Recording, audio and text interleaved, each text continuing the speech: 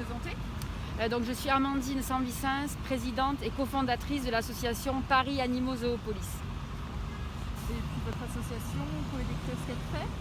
Donc notre association Paris Animaux Zoopolis défend les intérêts des animaux, notamment à Paris mais aussi partout en France.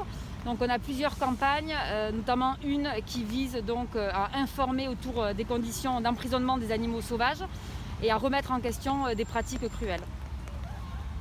Et pour le zoo de la ménagerie du Jardin des Plantes, du coup, est-ce que vous pouvez dire ce que vous souhaitez, ce que vous préconisez, quoi faire des animaux? Alors donc sur la ménagerie du Jardin des Plantes, nous demandons la fermeture du lieu tel qu'il est aujourd'hui.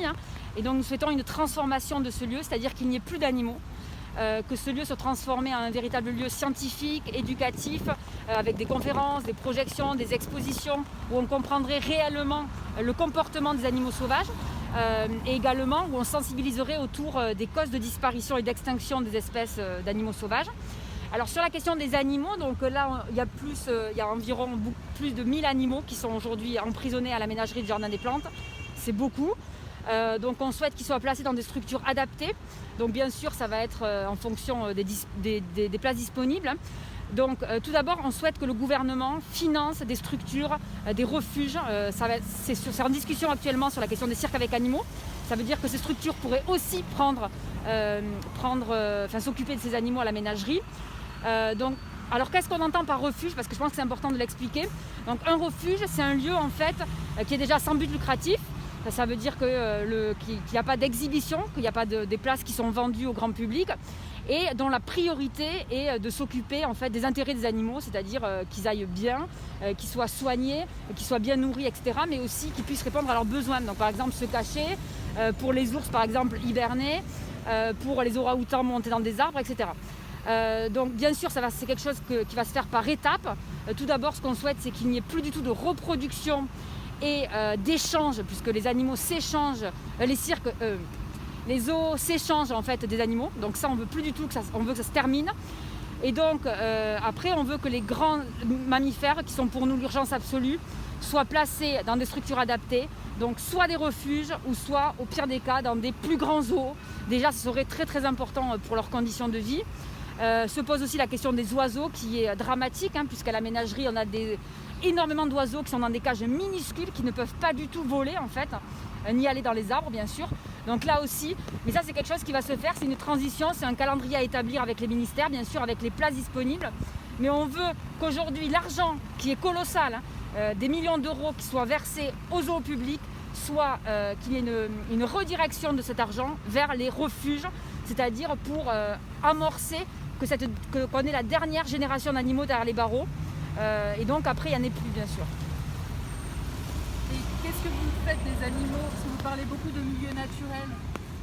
Qu'est-ce que vous faites des animaux quand vous parlez de refuges, de sanctuaires, des animaux qui viennent pas de notre continent, qui viennent de loin? Alors il y a deux choses. Il y a les animaux qui sont actuellement en fait emprisonnés, c'est-à-dire qui sont nés à la ménagerie en fait, et qui ne peuvent bien entendu pas du tout être libérés en fait, parce qu'ils ne sont pas du tout adaptés, parce qu'ils ne savent pas par exemple chasser pour se nourrir, ils ne savent rien faire en fait. Donc eux, on ne peut pas les libérer malheureusement. Donc c'est pour ça qu'on propose de les placer dans des refuges, c'est-à-dire des lieux qui sont dont les conditions de vie sont plus proches, on va dire, de leur milieu naturel. Donc je parle en termes d'espace, en termes de végétation, vous voyez, des arbres, des points d'eau, des choses comme ça. Mais après, bien sûr, on veut, si vous voulez, à terme, l'idée c'est que ces refuges disparaissent. Là, l'idée c'est de donner des conditions de vie les meilleures possibles à ces animaux qui vont finir leur jour dans les refuges. Ça, c'est la solution idéale. Et ensuite, bien sûr, on aimerait que le gouvernement s'intéresse à la problématique de la disparition des espèces animales.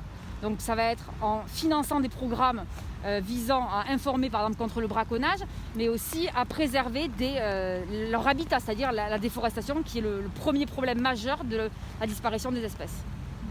Et partout dans le monde là. Ouais. Oui, si on parle, là, parce que là on parle des espèces animales sauvages, exotiques, donc là c'est dans le monde.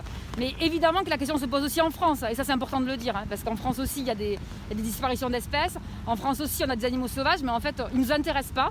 C'est ce que l'industrie de la captivité a réussi à créer en fait, c'est que ce qui nous intéresse c'est de voir des animaux sauvages exotiques. Et ça c'est un vrai problème, parce qu'en fait il suffirait d'aller à quelques kilomètres d'ici, à Rambouillet, à Compiègne, je ne sais pas où, dans des forêts, pour voir des animaux sauvages, des sangliers, des cerfs, des oiseaux. Mais en fait ceux-là malheureusement aujourd'hui ne nous intéressent pas, ce qui nous intéresse c'est les animaux sauvages exotiques. Et ça il faut qu'on change le regard sur ça. Et pourquoi selon vous on est plus intéressé par les animaux exotiques ? Moi je pense que c'est un héritage clairement de l'histoire, c'est-à-dire qu'on est intéressé par ce qu'on ne connaît pas, par ce qu'on ne voit pas. C'est une fascination de l'exotisme en fait. Mais encore une fois c'est quelque chose qui est, j'ai envie de dire, alimenté en fait par les zoos, par les cirques aussi, par les delphinariums. Et il faudrait qu'il y ait un discours très fort du gouvernement, des institutions là-dessus, en disant qu'on peut aussi voir des animaux en liberté, magnifiques, chez nous en France en fait, dans les montagnes, dans les forêts. Merci. J'ai pas d'autres questions. Alors là on est au Jardin des Plantes, côté la ménagerie, est-ce que vous avez déjà eu un entretien, que ce soit avec les responsables, les soigneurs, et qu'est-ce qu'ils disent de ça justement? Votre réaction et votre... Alors nous, chaque fois qu'on lance des campagnes, on demande toujours des entretiens avec on va dire les personnes concernées. Donc on avait demandé un entretien avec le directeur de la ménagerie, monsieur de Saint-Jalme, qui à la base était favorable, et puis il a décalé à plusieurs mois, donc en fait ça ne s'est jamais fait. Donc nous on a lancé notre campagne, on a bien sûr redemandé entre-temps des entretiens, que ce soit avec monsieur Saint-Jalme ou avec le président du muséum, Bruno David, mais bon, visiblement il ne souhaite pas donner suite et on le regrette. Et une petite dernière question, du côté des tailles, vous parlez des cages et des périmètres, enfin, c'est assez important ça, le fait qu'ils soient enfermés dans des petits... C'est-à-dire se dire qu'ici la ménagerie, c'est pour ça qu'on a choisi cette campagne, c'est qu'ici la ménagerie qui est un zoo public, c'est en fait les pires conditions de zoo en France, parce qu'elles sont minuscules, parce qu'on est dans un zoo urbain à Paris, avec des cages qui font partie du patrimoine historique en fait, qu'on ne peut pas toucher. Donc en effet c'est une question importante. Mais après nous bien sûr on souhaite poser globalement la question de la captivité, c'est-à-dire quelle que soit la question des cages, pour nous ça pose des vrais problèmes éthiques, c'est-à-dire que nous ce qu'on veut c'est des cages vides, sans animaux, quelle que soit leur taille. Merci. Et pourquoi est-ce que ça tarde selon vous les décisions du gouvernement quant aux zoos Alors c'est une très très bonne question. Je le résumerai au fait qu'aujourd'hui les zoos sont un lobby très très important, notamment avec le zoo de Beauval qui a un poids très important, puisque grâce au zoo de Beauval, le président de la République a baissé la TVA des zoos à 5%. Il le demandait depuis des années, et en fait c'est le président qui a accepté de baisser la TVA des zoos aux produits de première nécessité, donc c'est un scandale. C'est des millions d'euros perdus pour l'État à cause de ça, alors qu'il n'y a aucune nécessité à aller dans un zoo. Ça a été négocié alors que le panda est né là, et qui a eu comme marraine Brigitte Macron. Donc les zoos sont un lobby qui sont très organisés, ça c'est évident, qui sont structurés en association et qui pèsent très fortement. Et là on l'a vu avec les mesures de la ministre Barbara Pompili, puisqu'elle a fait des mesures extrêmement floues sur les zoos, on n'a rien compris, elle a dit que les conditions allaient être améliorées, mais rien de concret. Durant l'examen de la proposition de loi de EDS, donc Cédric Villani, qui concernait les cirques et les delphinariums, on a vu une série de députés qui se sont émerveillés devant les zoos alors qu'il n'était même pas question des zoos. Donc on voit que les zoos ont beaucoup de porte-parole chez nos gouvernants. Et je pense aussi que c'est à nous, associations, d'essayer d'informer, de sortir des images, on essaye de le faire, de montrer en fait les éléments de langage des zoos qui sont que du discours et qui en fait sont très loin de la réalité. Par exemple, expliquer que dans les zoos on tue aussi des animaux quand il y a trop de naissances, ça on ne le dit pas, y compris des espèces qui sont menacées de disparition. Mais oui, le lobby des zoos est très très puissant. Et juste, si je peux me permettre une dernière question, donc pour vous, pour le bien des animaux, la fermeture en tout cas du zoo de la ménagerie serait une bonne initiative? Oui, alors bien sûr, nous on souhaite la fermeture.